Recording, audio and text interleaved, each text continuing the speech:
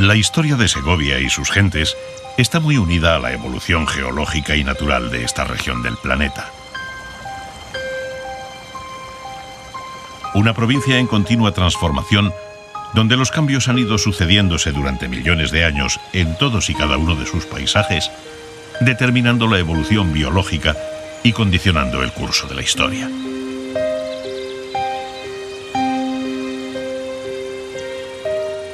Historia que llega hasta nuestros días, momento en el que las mayores alteraciones ya no son resultado de las fuerzas de la naturaleza, sino directamente de la acción humana. Así pues, la Segovia que vemos hoy es el resultado de una larga y compleja evolución en la que el hombre ha tratado de ajustar siempre el ambiente a sus necesidades. Pero debemos remontarnos a mucho antes de que el hombre hiciese su aparición como especie, para conocer los acontecimientos que terminarían por otorgar la actual fisonomía a la región. Hace más de 600 millones de años, cuando aún solo existía vida en los océanos, lo que hoy es Segovia se encontraba bajo el mar. Un mar en cuyo lecho se acumulaban sedimentos arenosos y fangos arcillosos.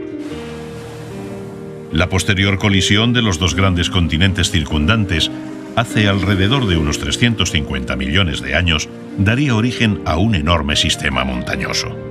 Los sedimentos marinos se elevaron hasta las cumbres y en las raíces de las montañas se formaron las rocas que hoy constituyen las sierras y piedemontes segovianos. Con posterioridad, esas montañas fueron erosionándose lentamente hasta quedar reducidas a simples llanuras.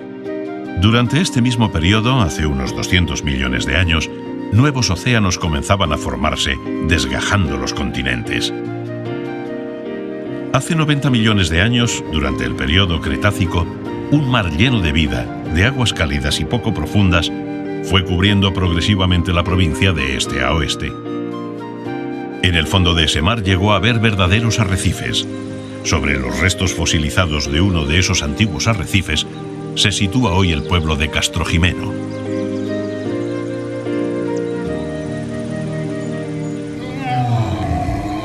En las zonas costeras, grandes ríos depositaban arenas silíceas y arcillas, y en ese mismo periodo, enormes dinosaurios deambulaban por las zonas que la retirada del mar iba dejando empantanadas. A lo largo de los últimos 65 millones de años, la península ibérica ha quedado comprimida entre África y Europa, lo que provocó hace unos 15 millones de años la elevación de las actuales sierras de Guadarrama y Ayllón.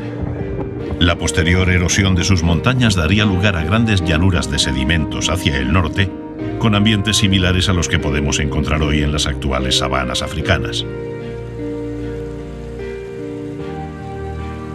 En los últimos 2 millones de años, la acción erosiva de los ríos ha otorgado al paisaje un aspecto muy similar al que presenta hoy en día.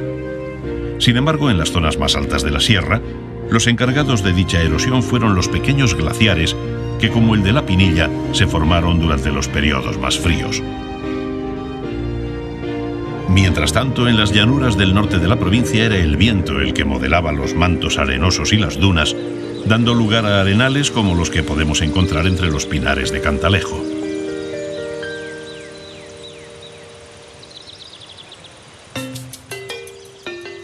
Desde hace al menos unos 700.000 años, bandas de cazadores nómadas ya poblaban la región.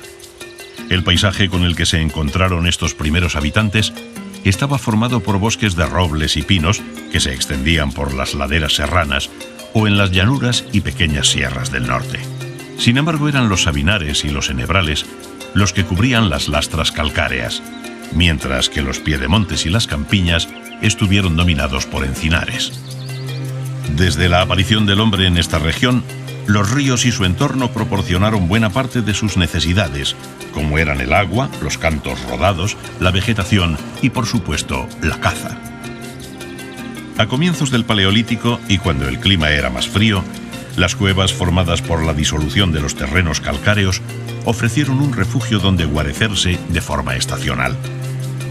La parte más cercana al exterior de esas cuevas se utilizaba como redil o como vivienda, mientras que las zonas más profundas eran destinadas a santuarios o necrópolis. En la cueva de la Vaquera se hallaron herramientas y enterramientos que corroboran dicha afirmación. Con la mejora del clima se va haciendo innecesario el uso de la cueva. Los pueblos anteriores a los romanos comienzan a utilizar para sus asentamientos los relieves aislados como posiciones defensivas, cerrando los lados más accesibles con fosos y murallas, cuyo diseño se iría complicando con el paso de los años. Muchas de esas posiciones han mantenido su ocupación como núcleos habitados hasta nuestros días, como son los casos de Sepúlveda y Pedraza, entre otros. Pero si hay un relieve cuya dimensión ha constituido una de las mayores barreras geográfico-defensivas, es sin lugar a dudas el de la Sierra de Guadarrama.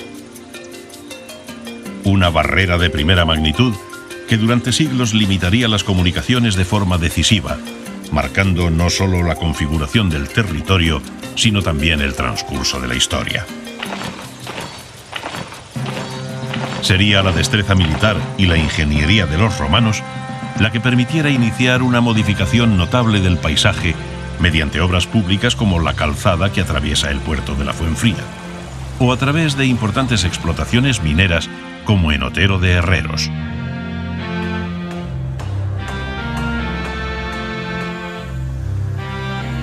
La utilización y transformación del territorio continuaría en épocas tardorromanas, visigodas y musulmanas, sobre todo cerca de los cursos fluviales, con asentamientos perpetuados por edificios religiosos y lugares de enterramiento o necrópolis. Hoy encontramos restos de todas estas culturas entremezcladas en muy diversas construcciones.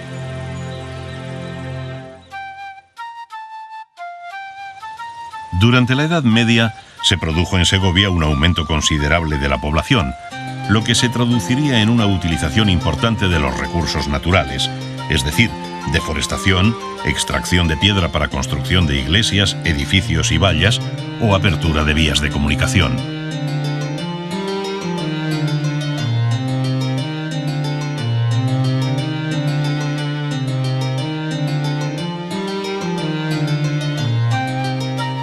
La utilización eficaz de los recursos naturales siguió siendo una cuestión de supervivencia durante la Baja Edad Media y el Renacimiento. Para la ubicación de los batanes, molinos y martinetes en zonas del piedemonte, se aprovecharon tramos fluviales que discurrían sobre rocas duras, evitando así la variación de la posición del canal y asegurándose un flujo continuo del agua. La posición de Segovia, los muchos esquileos y el almacenamiento de agua en grandes estanques para lavaderos de lanas favoreció la existencia de una importante industria pañera en la región.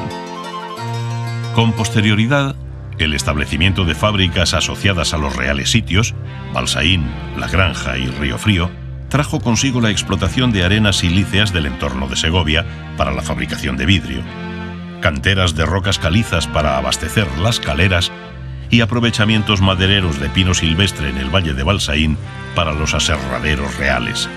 Pero al mismo tiempo los Austrias y los Borbones dotarían de un nuevo uso al piedemonte serrano.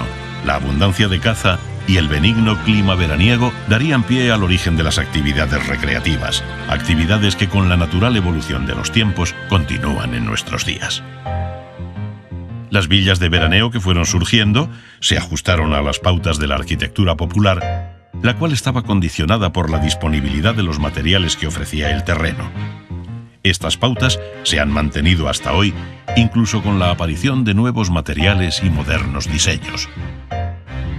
Con el tiempo aparecerían las primeras urbanizaciones alejadas de las viejas poblaciones, que junto con la llegada de grandes infraestructuras, como las autopistas o el tren de alta velocidad, han terminado por transformar el paisaje de manera drástica. El hombre ha tenido siempre la capacidad de utilizar, modificar y transformar el territorio, aprovechando lo que éste podía ofrecerle, pero nunca había contado para ello con la capacidad tecnológica actual.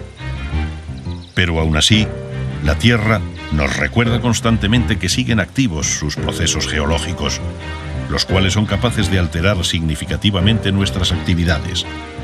Prueba de ello la encontramos, entre muchas otras, en los grandes desprendimientos de rocas ocurridos históricamente sobre el monasterio de Nuestra Señora de la Hoz.